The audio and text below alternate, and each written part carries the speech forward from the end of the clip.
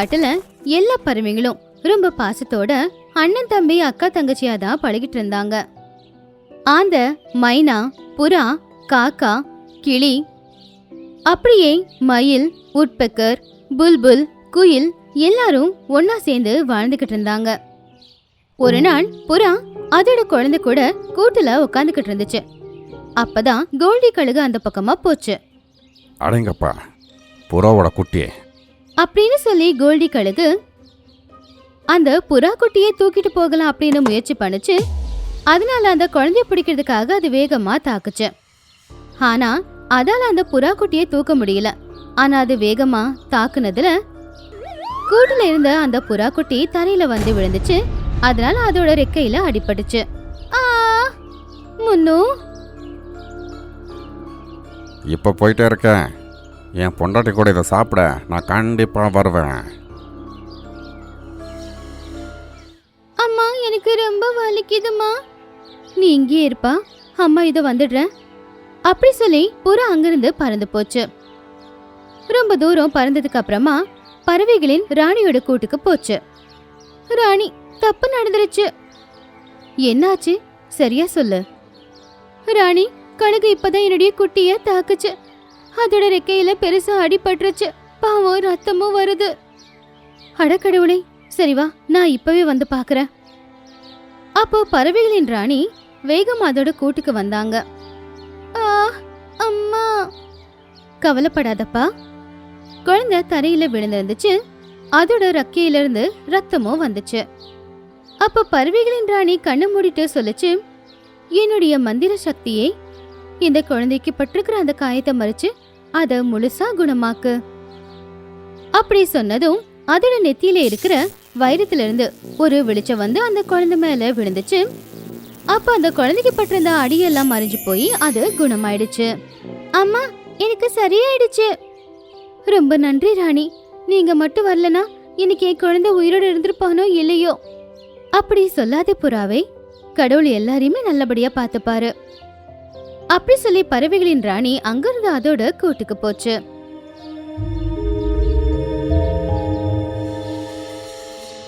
வா டார்லிங், 2 பேர் சாப்பிட்றதுக்கு உணவை நான் கண்டுபிடிச்சிருக்கேன். அப்படியா, என்ன பண்ணிட்டு வந்திருக்க, கொஞ்சம் சொல்லு பார்க்கலாம். இப்போதான் ஒரு புறா குட்டியை நல்லா அடிச்சு போட்டு வந்திருக்கேன். எப்போ அது செத்து போயிருக்கோம். வா, போய் சாப்பிடலாம். என்ன சொன்ன, புறா குட்டியா? அது என்னுடைய ஃபேவரட் ஆச்சே. வா வா அப்படின்னு சொல்லி கோல்டி கழுகும் அதோட பொண்டாட்டியும் புறாவோட கூட்டுக்கிட்ட போனாங்க. புறான்னு நீ சொன்ன உடனேயே என் வாயில எச்சில் ஊற ஆரம்பிச்சிடுச்சு. ஆஹா டார்லிங், நான் ரொம்ப கஷ்டப்பட்டு என்னை கண்ட்ரோல் பண்ணிக்கிட்டே இருக்கேன். அப்படி அவங்க 2 பேரும் கூட்டிக்கிட்டு வந்து பார்த்தப்போ அந்த புறா குட்டி நல்லா தான் இருந்துச்சு. ஏதோ காயப்படுத்திட்டு வந்தேன் அப்படின்னு சொன்னேன், ஆனா அந்த குழந்தைக்கு எந்த காயமும் இல்லை, நல்லா தான் இருக்கு. ஒன்றும் புரியல, நான் நல்லா தான் அடிச்சு போட்டு வந்தேன். அப்படி சொல்லி ஆண் கழுகும் பெண் கழுகும் பக்கத்துல வந்துகிட்டு இருந்தப்போ ஒரு குரல் கேட்டுச்சு. கோல்டி, மறுபடியும் என் காட்டுல இருக்கிற பறவைகளை வேட்டையாட வந்திருக்கியா? அட அட, நீ எங்கிருந்து வந்த? அப்ப அந்த குழந்தையும் பேசிச்சு. நான் நல்லா ஆயிட்டேன். இப்ப பாரு, ராணி ஒண்ணு என்ன பண்ண போறாங்கன்னு. எல்லாரும் சேர்ந்து என்ன ஏமாத்திட்டாங்க. அப்ப ராணியோட வைரத்துல இருந்து வெளிச்சம் வந்துச்சு. அந்த வெளிச்சம் அவங்க மேல பட்ட உடனே அவங்க ஆகாயத்துல ரவுண்ட் ரவுண்டா சுத்த ஆரம்பிச்சாங்க. ஐயோ, எனக்கு தலை சுத்துதே. ஐயோ, ஏன் தலையும் தான் சுத்துதே. ஐயோ ராணி, எங்களை விட்டுடுங்களேன். விட்டுடவா? சரி, விட்டுடுறேன். அப்ப மறுபடியும் ராணியோட நெத்தில இருக்கிற வைரத்துல இருந்து வெளிச்சம் அவங்க மேல விழுந்துச்சு.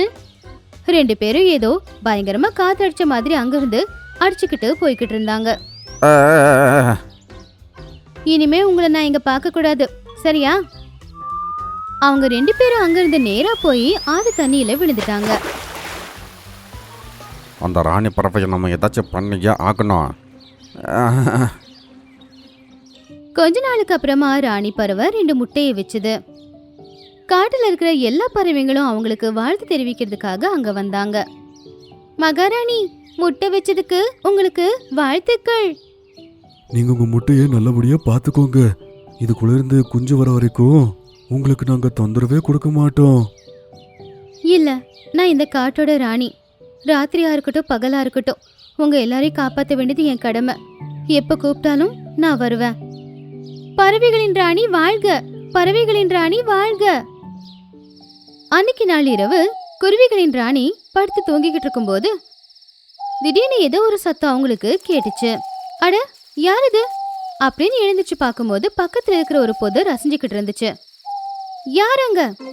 அப்பதான் கோல்டி கழுகும் அதோட பொண்டாட்டியும் பறந்து வந்தாங்க. என்ன பரவரானே, எப்படி இருக்க? நீங்க 2 பேரும் இங்க என்ன பண்றீங்க? இப்ப நான் உங்களை என்ன பண்றேன் பாரு.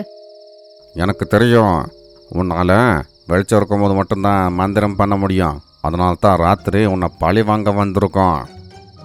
அதை கேட்டதுமே ராணிக்குருவி ரொம்ப ஆச்சரியப்பட்டுச்சு. அப்பதான் கூட்டுல இருக்கிற 2 முட்டைங்களும் அசைய ஆரம்பிச்சுது. ஏன் முட்டைங்க? அது அதோட முட்டைங்க பக்கத்துல போகும்போது கோல்டி இப்படி சொல்லுச்சு. அப்படின்னா நாங்கள் சரியான டைமுக்கு தான் என்ட்ரி போட்டிருக்கோம். உன் முட்டையிலேருந்து குட்டி வரப்போகுதா? வாங்க வாங்க. கோல்டி, ஏன் முட்டைங்களை விட்டுடு, ஏன் உயிரை வேணாலும் எடுத்துக்கோ. இல்லை இல்லை, அதனால கிக்கே இருக்காதே. அதுக்கப்புறம் 2 கழுகும் வந்து ஆளுக்கு ஒரு முட்டைய தூக்கிக்கிட்டு போயிட்டாங்க. ஆளுக்கு ஒரு திசையில பறந்து போயிட்டாங்க. இப்போ பார்க்குறேன் நீ உன்னோட முட்டையை எப்படி காப்பாத்துறன்னு.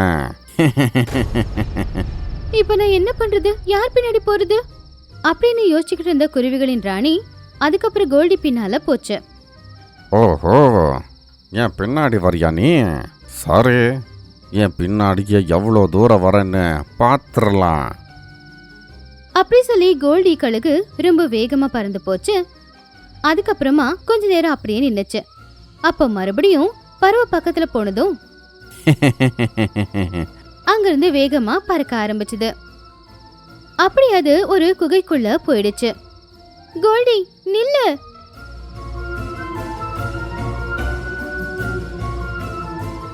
அது ஒரு பெரிய பாறைக்கு மேல போய் நின்னுச்சு. அங்கேயா நில்லு பரவரானே, இல்லைன்னா இதை நான் வெட்டுருவேன். இந்த கல் மேலே விழுந்து உடஞ்சி போயிடும். கோல்டி, கடவுள் இதை பார்த்துக்கிட்டு இருக்காரு. இப்படியெல்லாம் பண்ணாத, என் முட்டையை என்கிட்ட கொடுத்துரு. சரி, நான் இந்த முட்டையை வச்சுட்டு நான் போகிறேன். ஆனால் அதுக்கு நீ கண்ணை மூடி 1, 2, 10 வரைக்கும் என்ன. குருவி ராணிக்கிட்ட இப்ப வேற எந்த ஒரு வாய்ப்பும் இல்ல. அதனால வேற வழி இல்லாம கண்ணை மூடிக்கிட்டு எண்ண ஆரம்பிச்சுது. 1, 2, 3, 4, 5 அப்படியே சொல்லி குருவி ராணி கண்ணை முடிக்கிட்டு 10 தடவை எண்ணிக்கிட்டு இருந்துச்சு. அதுக்கப்புறம் கண்ணை திறந்து பார்த்தா அங்க கோல்டியும் இல்ல, அதோட முட்டையும் இல்ல.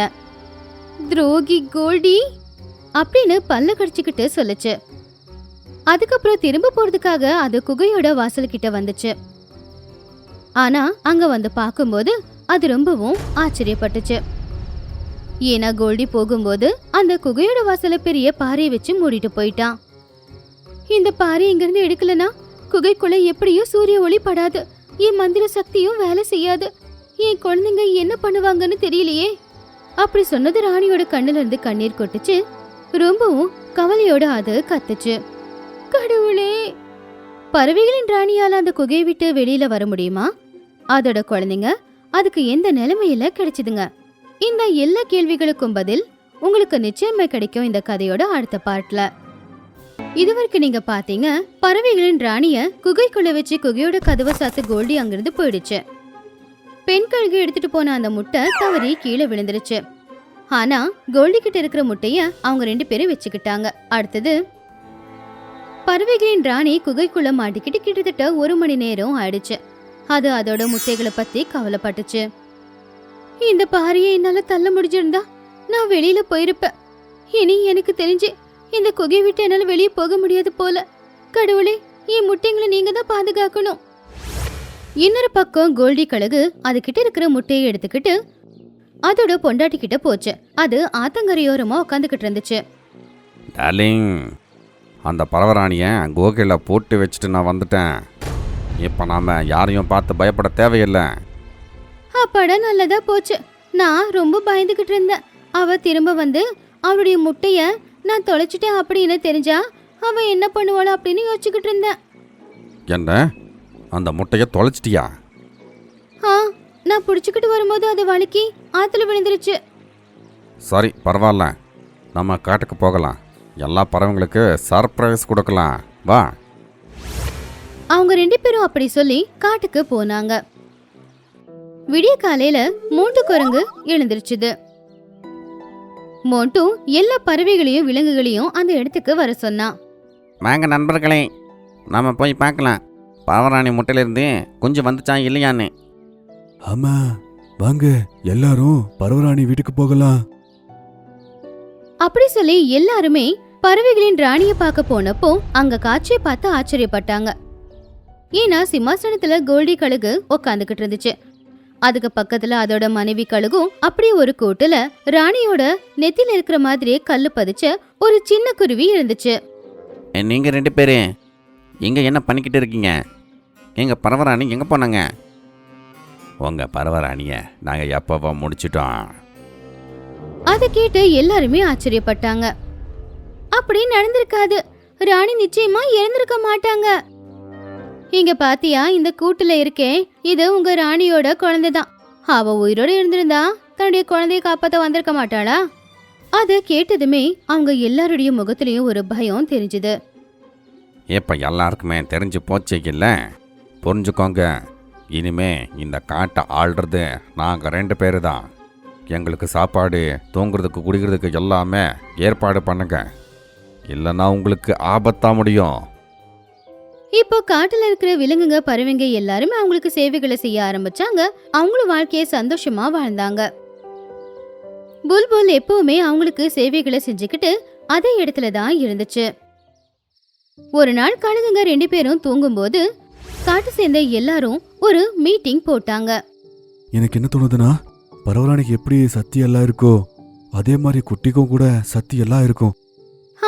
அவளுடைய நெத்திலையும் அதே மாதிரி தானே வைரம் இருக்கு, ராணியோட நெத்தியில இருந்த மாதிரி. சரி, அப்படின்னா இன்னைக்கு ராத்திரி நாம அந்த குழந்தைய விடுதலை பண்ணி வெளியில கூட்டிட்டு வந்துடலாம்.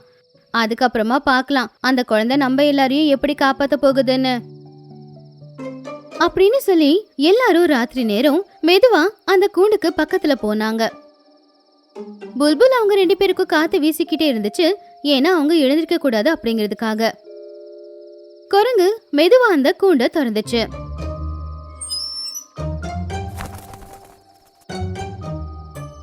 அதுக்கப்புறம் குழந்தைய கூப்பிட்டுக்கிட்டு எல்லாரும் அங்க இருந்து ஓடி வந்துட்டாங்க. சீக்கிரம்ப்பா, சீக்கிரம் உன்னுடைய சக்தியால அந்த 2 கழுகையும் அடிச்சு வச்சிடு. சரி, நான் உடனே முயற்சி பண்றேன். குழந்தை கண்ணு மூடிக்கிட்டு அதோட சக்தியை பயன்படுத்தினதும் அதோட வைரத்திலிருந்து வெளிச்சம் வந்து அவங்கள நோக்கி போச்சு. ஆனா அந்த இடத்துக்குள்ள போறதுக்கு முன்னாடியே அது திரும்ப வந்து மறுபடியும் வைரத்துக்குள்ளாரியே போயிடுச்சு. அட, என்ன நடக்குது? உன்னுடைய சக்தி ஏன் வேலை செய்யல? எனக்கு என்ன தோணுதுன்னா, இந்த கேள்விக்கு பதில் எங்க பாட்டி கிட்ட கண்டிப்பா கிடைக்கும். அவங்க இந்த காட்டிலேயே ரொம்ப வயசானவங்க. இந்த காட்டோட ரகசியம் எல்லாமே அவங்களுக்கு கண்டிப்பா தெரியும். மூண்டு குரங்கு எல்லாரையும் கூப்பிட்டுக்கிட்டு அவனுடைய தாத்தா கிட்ட வந்தான். தாத்தா கிட்ட நடந்த எல்லாத்தையுமே சொன்னான். முதல்ல நான் என்ன சொல்றேன்னா, பரவராணி சாக மாட்டா. கண்டிப்பா அவங்க 2 பேரும் எங்க ஒளிச்சு வச்சிருக்கணும். கடவுள் ஏதாவது பண்ணணும். எங்க ராணி உயிரோடு தான் இருக்கணும். ரெண்டாவது என்னன்னா, பரவராணி பத்தி இன்னொரு விஷயம் கூட இருக்கு. அது என்னன்னா, ராணி பறவை முட்டையிடும் போதெல்லாம் கண்டிப்பா ஒரு ஜோடி முட்டை தான் இடும். இவங்க 2 பேரோட சக்தி எப்போ வேலை செய்யும்னா, அதுக்கு அவங்க 2 பேரு ஒன்னா சேர்ந்துதான் பயன்படுத்தணும். அவங்க முட்டை வச்சது 2 தான் எனக்கு ஞாபகம் இருக்கு. இன்னொரு குழந்தைய நீ போய் தேடு. அதுக்கப்புறம் தான் நம்ம பிரச்சனை தீரும். சோனுப்புறா, மீட்டு, மைனா, குயிலு, 4 பேர் 4 திசையில் நீங்கள் போங்க. எல்லா காட்டில் போய் தேடுங்க. இந்த குட்டி மாதிரியே ஒரு பறவை கிடச்சிதுன்னா அவங்கள கூட்டிக்கிட்டு இங்கே வந்துருங்க. சாயங்காலம் வந்து எல்லாருமே இங்கே நாம் ஒன்று கூடணும். அப்படி சொல்லி 4 பறவைங்களும் 4 திசையில பறந்துச்சுங்க. ஆனா சாயந்தரமே ஆனாலும் எந்த ஒரு காட்டுலயுமே பறவைகளின் ராணியோட குழந்தை அவங்களுக்கு கிடைக்கல. ஆனா இன்னொரு காட்டுக்கு சோனும் புறா போன உடனே சிங்கராஜா பக்கத்துல அதே மாதிரி ஒரு குருவி இருக்கிறத அவன் பார்த்தான். சிங்கராஜாவுக்கு வணங்குறேன். சொல்லு, யார் நீ? என் காட்டுக்கு எதுக்கு வந்திருக்க நீ? சிங்கராஜா, இந்த குட்டி உங்க பக்கத்துல உக்காந்துருக்குல்ல, இது எங்க காட்டோட பரவராணியோட குழந்தை. நல்ல நேரத்துல நீ வந்த. இந்த குட்டியை பார்க்கும்போது யாரு என்னன்னு தெரில. இவங்க அம்மா எவ்வளோ கஷ்டப்படுவாங்கன்னு நான் யோசிச்சு ரொம்ப சோகமா இருந்தேன். குட்டி, இப்பவே என் கூட வரியா? நீ யாரு, நீ என்ன பண்ணணும்னு நான் உனக்கு கண்டிப்பா காட்டுறேன். சரி குட்டி, போயிட்டு வா. காட்டுக்கு போய் உங்க அம்மாவை சந்தி. குழந்தை ரொம்ப சந்தோஷமா சோனு புறா கூட சேர்ந்து காட்டுக்கு வந்துச்சு. ரெண்டு ரெட்டை பிறவைகளும் ஒருத்தங்கள பார்த்துக்கிட்டாங்க. ரொம்ப சந்தோஷப்பட்டாங்க. குரங்கு மாமா, எங்க அம்மா எங்க இருக்காங்க? எங்க பாருப்பா, நான் உனக்கு எல்லாத்தையும் சொல்றேன். கொஞ்ச நேரத்துல மோட்டு குரங்கு அந்த ரெண்டாவது குழந்தைக்கும் நடந்தது எல்லாத்தையுமே சொல்லுச்சு. அதை கேட்டது அந்த குழந்தைக்கு ரொம்ப கோவம் வந்துச்சு. அந்த ரெண்டு கழுகுங்களையும் நாம ரெண்டு பேரும் சேர்ந்து இன்னைக்கு அழைக்கலாம், வா அண்ணன். அதுக்கப்புறம் காட்டுல இருக்கிற எல்லாரும் சேர்ந்து அந்த ரெண்டு குழந்தைங்களோட கழுகு கிட்ட போனாங்க. அங்க கோல்டியும் அதோட பொண்டாட்டியும் இப்பவும் சந்தோஷமா சிம்மாசனத்துல உட்காந்துக்கிட்டு இருந்தாங்க. புல்புல் அவங்களுக்கு சேவை செஞ்சுக்கிட்டு இருந்துச்சு. அட, ரெண்டு குட்டி எப்படி வந்துச்சு? அந்த குழந்தைங்களை பார்த்து அவங்க ரெண்டு பேரும் ஆச்சரியப்பட்டாங்க. உங்க ராணியை உங்களால தேட முடியல? இந்த குட்டியை கண்டுபிடிச்சு என்ன ஆக போகுது? நாங்க இப்ப காட்டுறோம் குழந்தைங்களால உன்னை என்ன பண்ண முடியும் அப்படின்னு. அதை கேட்டு அவங்க ரெண்டு பேரும் சிரிச்சுக்கிட்டு இருந்தாங்க. ரெண்டு குழந்தைங்களும் கண்ணை மூடினாங்க. அப்போ அவங்க நெத்தியில இருக்கிற வைரத்துல இருந்து வெளிச்சம் வந்து அவங்க ரெண்டு பேரும் மேல விழுந்துச்சு. உடனே அவங்கள சுத்தி ஒரு கூண்டும் வந்துச்சு. அட, இது எப்படி சாத்தியம்? இப்ப சொல்லு, எங்க அம்மாவை நீ எங்க வச்சிருக்க? இல்ல இந்த கூண்டு கொண்டு போய் ஆத்துல நாங்க போட்டுருவோம். அட, இல்ல நாங்க சொல்றோம். அப்படி கோல்டி பறவைகளின் ராணி இருக்கிற அந்த குகையை பத்தி சொல்லுச்சு. எல்லா விலங்குகளோட சேர்ந்து அந்த ரெண்டு குழந்தைங்களும் அந்த குகை கிட்ட போனாங்க. அவங்க சக்தியால அந்த பாறைய தள்ளுனாங்க. பறவைகளின் ராணி குகை விட்டு வெளியில வந்தாங்க. ஐயோ பசங்களா, உங்க ரெண்டு பேருக்கும் ஒன்னும் ஆகலல்ல? பறவைகளின் ராணி கண்ணுல இருந்து ஆனந்த கண்ணீர் கொட்டிக்கிட்டு இருந்துச்சு. ரெண்டு குழந்தைங்களும் அவங்க அம்மாவை பார்த்து ரொம்ப சந்தோஷப்பட்டாங்க.